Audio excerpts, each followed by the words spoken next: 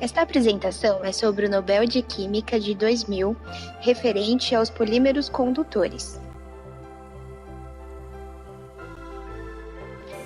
Os polímeros são caracterizados como opostos aos metais, usados para isolar e não para conduzir eletricidade, como, por exemplo, os fios elétricos.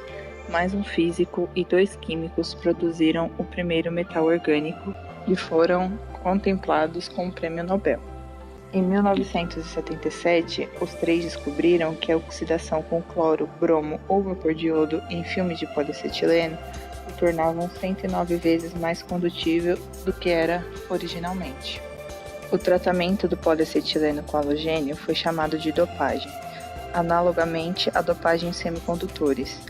A condutividade do poliacetileno chegou a 10 a quinta siemens por metro e, em comparação com o teflon, que é um material isolante, ele está a 10 a menos 16 siemens por metro, e a prata e o cobre, que são materiais condutores, a 10 a oitava siemens por metro.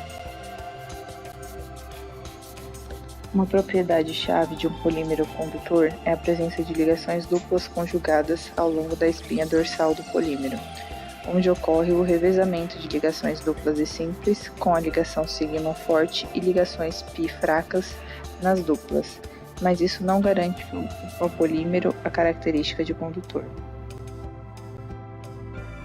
O papel do dopante é inserir elétrons ou buracos no polímero, sendo que esses buracos, quando preenchidos por um elétron, saltam para uma posição vizinha.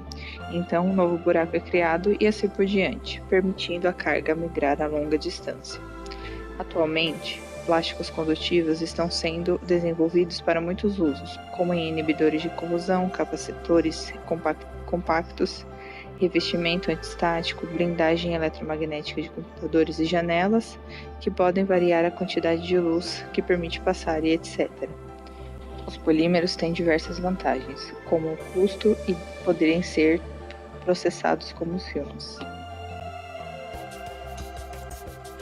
Bom, agora falando sobre as aplicações, a principal motivação para o uso dos polímeros seria o baixo custo de manufatura, uma vantagem material quando comparada com outras matérias-primas. E aqui a gente tem alguns exemplos de como a gente pode aplicar esses polímeros condutores, que seria a polianilina dopada. Ela serve como material condutor, inibidor de corrosão e escudo eletromagnético para circuitos eletrônicos. O polietilfeno, os derivados dele, eles podem ser usados em transistores de campo e sensores de checkout em supermercados, ou os caixas, propriamente ditos. O polidialquilfluoreno, e aí são usados seus derivados, ele pode ser usado como camadas de emissão em displays de vídeo coloridos, esses que usam em fachada de loja, essas coisas. O polipipirrol, ele usa como revestimento o absorvedor de micro-ondas para garantir invisibilidade em radares. Então aqui a gente tem um exemplo do caça F-35, que ele precisa, como veículo militar, ele precisa em determinados pontos estratégicos ficar invisível para os inimigos. Então aí que entra o polipipirrol. Já o PDOT-PES, ele também serve como revestimento antiestático em filmes fotográficos, camada transportadora de buraco em LEDs, são LEDs que são os LEDs orgânicos, e a gente tem TVs que usam essa tecnologia, e também lâmpadas eletroluminescentes. É comum, sempre que se encontra um novo material, que haja um período de tempo até considerável entre a sua descoberta e a aplicação prática dele, porque às vezes você descobre um novo material, mas ele não tem facilidade, não tem processos que permitam que ele seja viável do ponto de vista prático. Então, os primeiros poliacetilenos obtidos através da polimerização dos acetilenos na presença de catalisador, eles não eram condutores. Então, precisou descobrir processos que permitissem essa condução. A conformação mais estável desse material é a conformação trans. E o material obtido pelo pesquisador era em grande parte, na sua maioria dela, na conformação cis. A forma do material encontrado por Shirakawa era como um filme flexível na cor cobre e na conformação cis. A partir do aquecimento acima de 150 graus, eu conseguia transformar a conformação para trans e obtinha um material prateado. Foi com a dopagem que conseguiu transformar o material em um material condutor, tanto a dopagem oxidativa do tipo P ou a redutiva.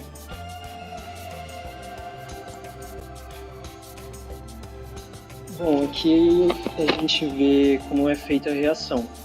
Na oxidativa, a reação ocorre com o polímero e o iodo, e tem como produto o polímero ionizado positivamente e o iodo negativamente.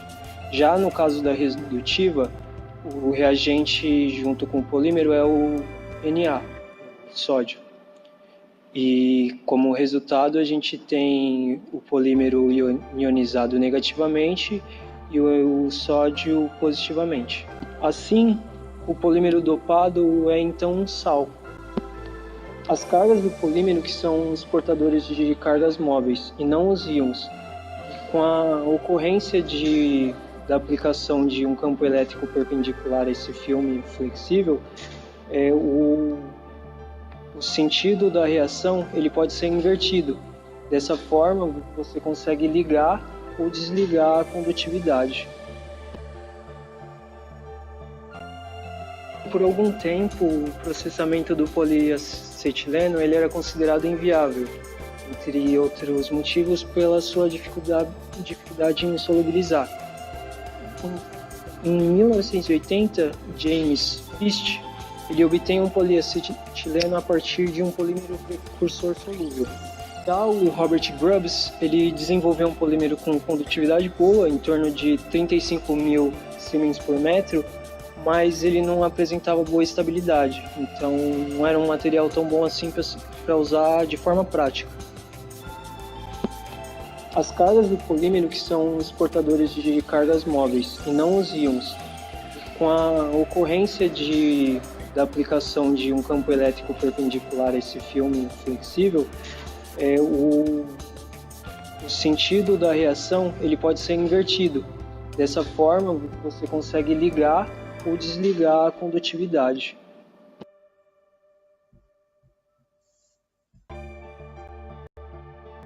Agora vamos entender um pouco sobre o mecanismo da condutividade dos polímeros. Já é conhecido que nos metais há alta densidade de estados eletrônicos, com elétrons de baixa energia de ligação. Os elétrons livres, eles se movem de um átomo para outro devido à aplicação de um campo. As propriedades elétricas dos materiais são determinadas pelas estruturas eletrônicas. No metal, com a sobreposição de orbitais atômicos, temos a formação de orbitais moleculares. Sendo assim, temos a relação que com N orbitais atômicos podemos formar N orbitais moleculares. Nos metais e em qualquer outro material de estrutura sólida, o número de sobreposições chegará a cerca de 10 a 22 por 1 centímetro cúbico de peça do material. As duas bandas mais altas de energia são a banda de valência e a banda de condução. No caso dos metais que são condutores, as duas bandas estão sobrepostas, o que facilita a condução de elétrons entre as bandas. Nos semicondutores, conforme consta na imagem, há um espaçamento em branco, que em muitos livros denotam-se como zona proibida, mas na verdade é o gap, que nada mais é que a energia necessária que deve ser fornecida ao material para que se possa deslocar um elétron na banda de valência para a banda de condução. E nos materiais isolantes, também temos a presença do gap, Porém, a quantidade de energia que seria suficiente para retirar o elétron é muito grande, tornando impossibilitado de realizar a condução. Na imagem, podemos ver como ocorre a condução do material semicondutor. No caso desse estudo, o poliacetileno. Nesse caso, um elétron é movido da banda de valência para a banda de condução.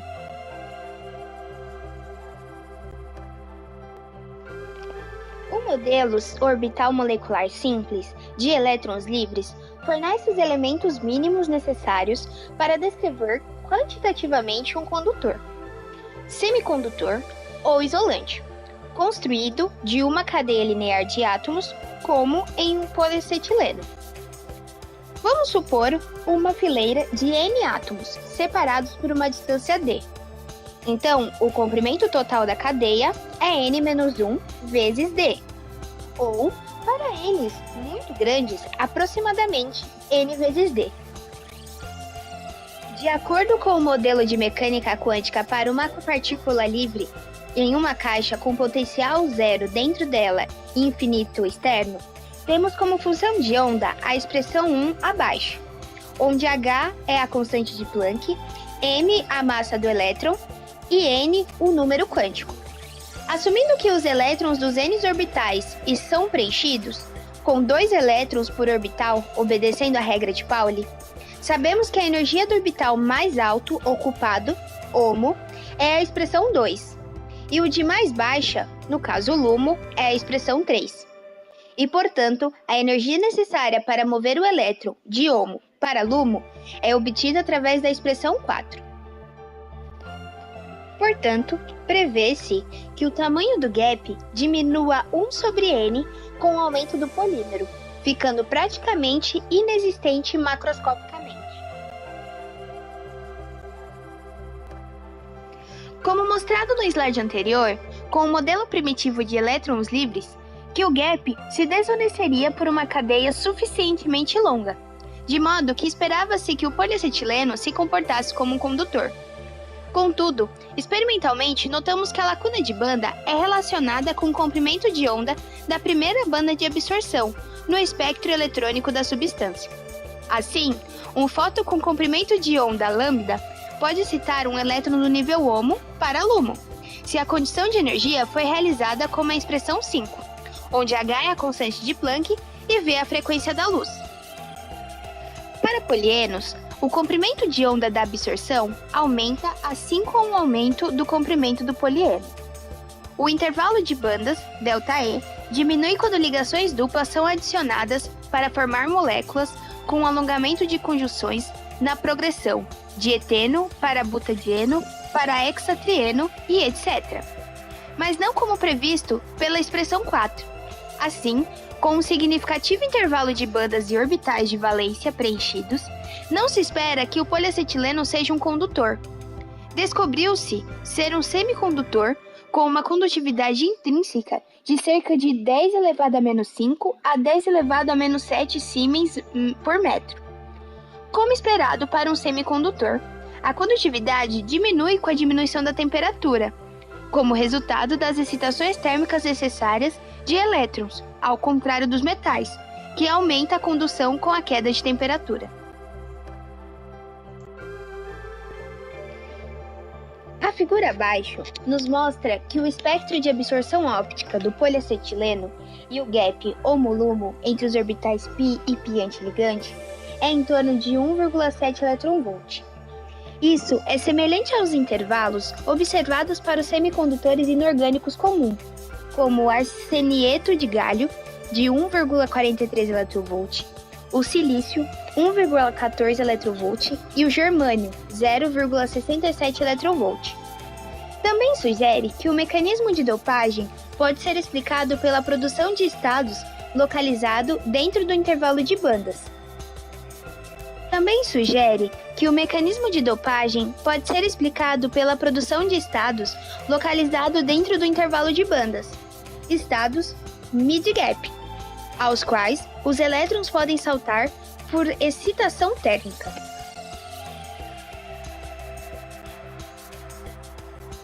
A química orgânica mostra que as ligações duplas conjugadas se comportam de maneira bastante diferente das ligações duplas isoladas. Como a palavra indica, ligações duplas conjugadas agem coletivamente, sabendo que a ligação mais próxima também é dupla. A teoria de Huckel e outras teorias simples prevêem que os elétrons π são deslocalizados em toda a cadeia e que a lacuna de banda se torna infinitamente pequena para uma corrente longa o suficiente. Todas as ligações são previstas para serem iguais. Uma razão pela qual o poliacetileno é um semicondutor e não um condutor é devido a que as ligações não são iguais. Há uma alternação distinta, cada segunda ligação tendo algum caráter de ligação dupla, diferenciando o poliacetileno puro do dopado. O papel do dopante é remover ou adicionar elétrons ao polímero. Por exemplo, o iodo irá abstrair um elétron sobre a formação de um íon. Se um elétron é removido da banda de valência de um polímero semicondutor, como poliacetileno ou polipirrol, o buraco criado não se desloca completamente, como seria de se esperar da teoria da banda clássica. Se imaginarmos que um elétron seja removido localmente de um átomo de carbono, um cátion radical seria obtido. O cátion radical, também chamado de polaron, é localizado, em parte, devido à atração de Coulomb pelo seu contra-íon, que normalmente tem uma mobilidade muito baixa, em parte, devido a uma mudança local no equilíbrio da geometria do cátion radical em relação à molécula neutra. A mobilidade de um pólaron ao longo da cadeia de poliacetileno pode ser alta e a carga é transportada conforme mostrado na figura. No entanto, desde que o contra-íon para a carga positiva não é muito móvel, uma alta concentração de contras-íons é necessária para que o pólaron possa se mover no campo de contra-íons próximos. Isso explica por que é necessário muito doping. Se um segundo elétron é removido de uma seção já oxidada do polímero, um segundo pólaron independente pode ser criado. Ou, se for o elétron desemparelhado do primeiro pólaron, que é removido, um bipólaron é formado. As duas cargas positivas do bipólaron não são independentes, mas se movem como par, como o par Cooper, na teoria da supercondutividade. Outros tipos de defeitos de cadeia de polímeros importantes para a condutividade em poliacetileno são defeitos de onda solitária, os chamados solitons. A figura abaixo mostra como uma cadeia de poliacetileno cis, passando por isomerização térmica para a estrutura trans, pode criar um defeito, um radical livre estável. Este é um soliton neutro, que embora possa se propagar ao longo da cadeia, não pode ele próprio carregar qualquer carga. Por outro lado, pode contribuir para a transferência de carga entre diferentes cadeias. A condutividade, em geral, no material polimérico, é limitada pela necessidade de os elétrons saltarem de uma cadeia para a seguinte. Ou seja, em termos moleculares, uma reação de transferência de carga intermolecular. Também é limitado por fatores macroscópicos, como contatos ruins entre diferentes domínios cristalinos no material.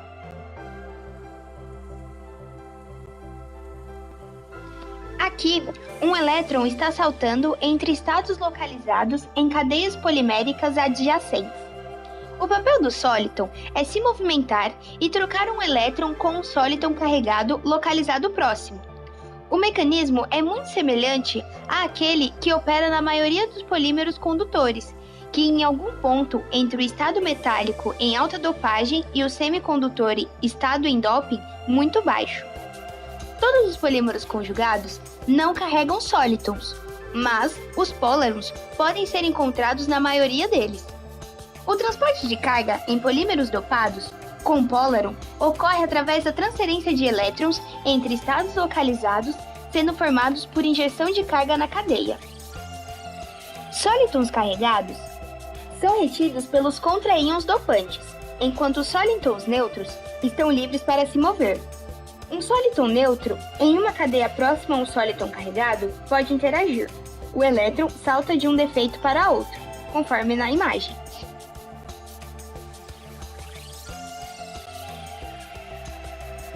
dessa descoberta, portanto, o sonho é colocar as propriedades do circuito eletrônico em moléculas únicas. Arranjo de tais moléculas, possivelmente conectados por fios de polímeros condutores em andames moleculares, formariam bolachas moleculares. E assim, polímeros condutores podem se tornar cruciais para a construção de tal mundo da eletrônica molecular. Espero que tenham gostado.